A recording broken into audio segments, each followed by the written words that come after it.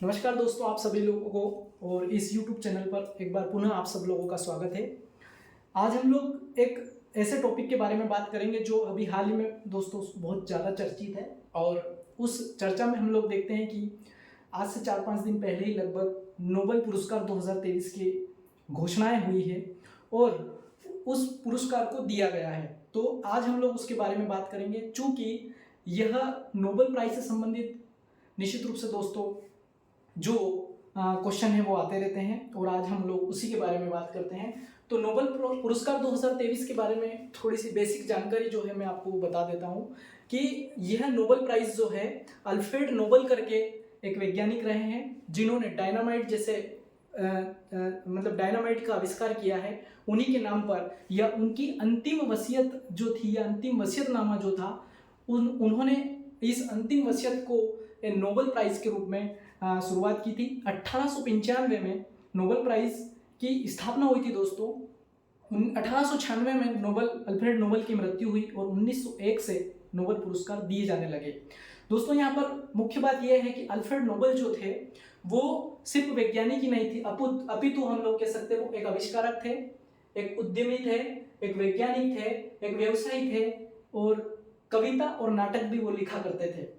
कहा जाता है कि अल्फ्रेड नोबेल ने डायनामाइट की खोज की दोस्तों और उसी के लिए सबसे ज़्यादा उनको प्रसिद्धि मिली है। और हम लोग यह देखते हैं कि उन्होंने 4 समितियों की घोषणा की थी, ये 4 समितियों की स्थापना की थी। उसमें उस समितियों में Royal Swedish Academy of Sciences थी जो कि भौतिक और रसायन के क्षेत्र में नोबेल प्राइज देती है। स्वीडिश अकादमी है जो कि साहित्य का पुरस्कार देती है। नॉर्वेजियन संसद है जो शांति का पुरस्कार देती है। और अंत में 1968 में स्वीडिश केंद्रीय जो बैंक है जिसे हम लोग स्वीरेशियस रिक्स बैंक के नाम से जानते हैं, उसने अर्थशास्त्र का पुरस्कार शुरू किया। 1968 में इसकी शुरुआत हुई। 1969 से सबसे पहले अर्थशास्त्र का पुरस्कार दिया जाने लगा। तो दोस्तों यहाँ पर बेसिक जानकारी के रूप में अगर हम देखते हैं तो अल्फ्रेड नोबेल के नाम पर यह पुरस्कार दिए जाते हैं।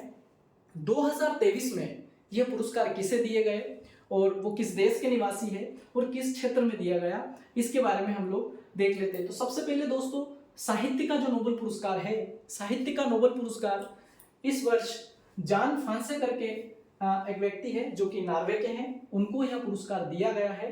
और यह साहित्य का नोबेल पुरस्कार जो है अगर हम देखते हैं तो यह साहित्य का नोबेल पुरस्कार अनकही को आवाज देने के लिए, अनकही को आवाज देने के लिए, जो गद्य और नाटक में अनकही को आवाज देने के लिए यह जान फांसे को दिया गया है जो कि नॉर्वे के निवासी है। दूसरा है दोस्तों शांति का नोबेल प्राइज। और शांति का नोबेल प्राइज इस बार ईरान की एक महिला है जिसका नाम है नरगिस मोहम्मदी। नरगिस मोहम्मदी को यह दिया गया है दोस्तों। वो जेल में है और जेल में ही उनको यह पुरस्कार दिया गया है। उनको यह पुरस्कार महिलाओं की उत्पीड़न की लड़ाई लड़ने के लिए और मानव अधिकार और स्वतंत्रता के लिए पुरस्कार दिया गया है दोस्तों। शांति का नोबेल पुरस्कार इस बार नरगिस मोहम्मदी को दिया गया है जो कि ईरान की एक महिला है और जिन्होंने महिलाओं के उत्पीड़न के लिए लड़ाई लड़ी है। तीसरा पुरस्कार दोस्तों आता है मेडिसिन का। मेडिसिन का यह पुरस्कार 2 लोगों को, इस बार 2 वैज्ञानिकों को दिया गया है। उसमें एक वैज्ञानिक कैटालिन कारिको करके हैं जो कि हंगरी के हैं और ड्यू विस्मैन है जो कि यूएसए के हैं। ये दोनों को संयुक्त रूप से यह पुरस्कार दिया गया है दोस्तों। और इनको यह पुरस्कार mRNA टीकों पर कोविड-19 में के खिलाफ लड़ाई लड़ने के लिए यह पुरस्कार इनको दिया गया है। तो mRNA की विकसित करने और कोविड-19 के खिलाफ लड़ाई लड़ने के लिए यह पुरस्कार दोस्तों इनको संयुक्त रूप से दिया गया है। अगला पुरस्कार दोस्तों है भौतिकी का पुरस्कार। भौतिकी का पुरस्कार जो है वो 3 लोगों को दिया गया है।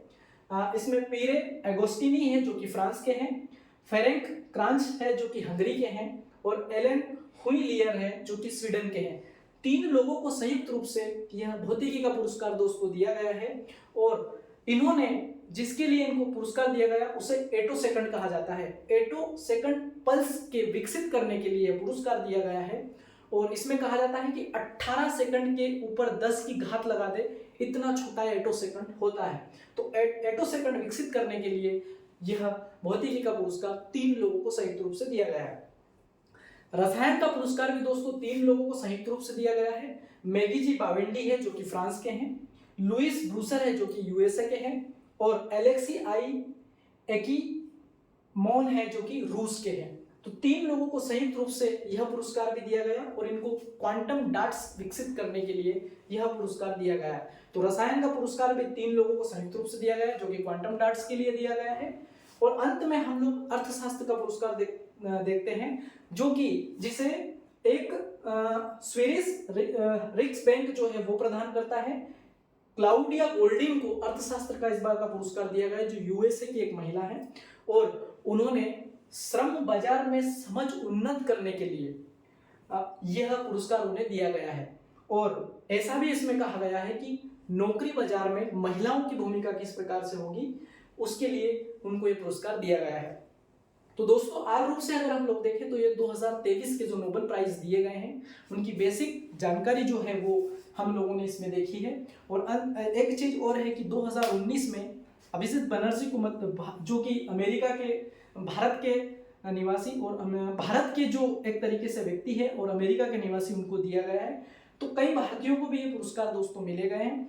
लेकिन बेसिक रूप से देखें 2023 की जितनी भी परीक्षाएं हैं उसके लिए यह जो नोबेल प्राइज है किसी न किसी परीक्षा में आने की संभावना है। तो निश्चित रूप से दोस्तों एक चीज और इसमें बता देता हूं कि शांति का जो नोबेल पुरस्कार है वो नॉर्वे की राजधानी ओस्लो में दिया जाता है, जबकि बाकी 5 जो पुरस्कार है वो स्वीडन की राजधानी स्टॉकहोम में प्रदान किया जाता है। तो निश्चित रूप से आज के लिए दोस्तों इतना ही। जय हिंद, जय भारत।